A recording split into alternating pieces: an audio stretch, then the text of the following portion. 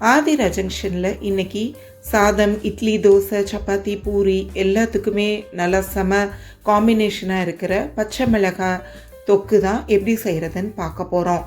இது செய்கிறதுக்கு கடாயில் கொஞ்சம் தாராளமாகவே நல்லெண்ணெய் ஊற்றிக்கோங்க. ஊற்றிட்டு ஒரு டீஸ்பூன் அளவுக்கு கடுகு போட்டு அது நல்லா பொரிய விடுங்க. பொரிஞ்சதும் கொஞ்சம் போல் உளுந்தம்பருப்பும் சேர்த்துக்கோங்க. அதுவும் நல்லா பொரிஞ்சு வரவும் ஒரு டீஸ்பூன் அளவுக்கு வெந்தயம் சேர்த்துக்கோங்க. வெந்தயமும் நல்லா பொரியணும். இது மூணும் நல்லா பொரியவும் நல்லா பழுத்த தக்காளி 2 பெரிய சைஸ் தக்காளியை ஓரளவு மீடியம் சைஸாக நறுக்கி போட்டுக்கோங்க. போட்டு நல்லா வதக்கி விடுங்க. எண்ணெயிலேயே வதங்கிக்கிட்டு இருக்கட்டும். இப்போது நான் 10 பச்சை மிளகாய் எடுத்திருக்கேன், காரமான பச்சை மிளகாய்.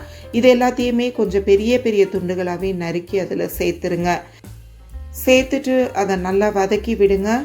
இந்த எண்ணெயிலேயே தான் எல்லாமே வேகணும். இப்போது ஒரு டீஸ்பூன் அளவுக்கு மஞ்சத்தூள் சேர்த்துக்கோங்க.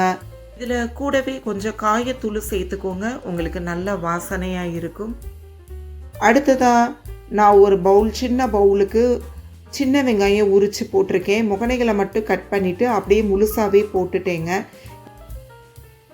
ஒரு கையளவு ஃபுல்லாக நான் வெங்காயம் சேர்த்துருக்கேன். வெங்காயம் ரொம்பவும் சேர்க்க வேண்டாம், ஏன்னா அதுலேருந்து ஒரு இனிப்பு சுவை வந்துடும். இப்போ பாருங்கள், எல்லாம் வதங்கிருச்சு. இப்போது ஒரு பெரிய சைஸ் தக்காளியை நல்லா மிக்ஸி ஜாரில் அரைச்சி சேர்த்துருக்கேன். அதோட 2 டேபிள் ஸ்பூன் அளவுக்கு மல்லித்தூள் சேர்த்துக்கோங்க. தேவையான அளவு உப்பு போட்டுக்கோங்க. அந்த கிளிப் மட்டும் மிஸ் ஆகிடுச்சு.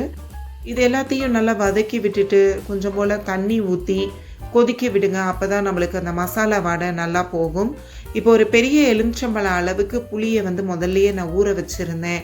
இப்போ அதை நல்லா பெனஞ்சு வடிகட்டி அந்த புளி தண்ணியை மட்டும் அதில் சேர்த்துருங்க. நீங்கள் திக்காக சேர்த்தாலும் ஓகே தான், இல்லை கொஞ்சம் தண்ணியாக சேர்த்தாலும் ஓகே தான். இது எல்லாமே சேர்ந்து நல்லா கொதித்து வரணும். அடுப்பை மீடியம் ஃப்ளேம்லேயே வச்சுக்கோங்க.